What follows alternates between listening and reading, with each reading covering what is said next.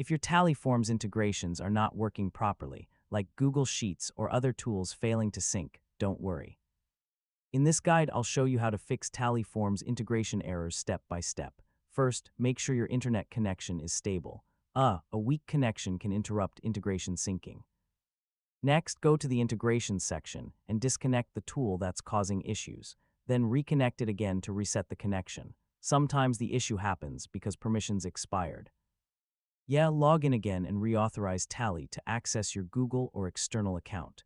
If your data is not syncing correctly, check field mapping. Make sure each form field is correctly matched to the right column or destination.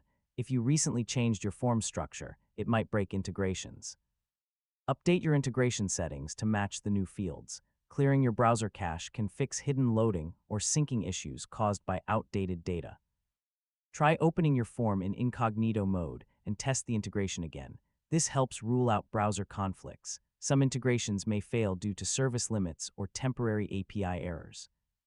Check the integration status inside Tally or the connected service. If nothing works, remove the integration completely and set it up again from scratch. This often fixes persistent issues.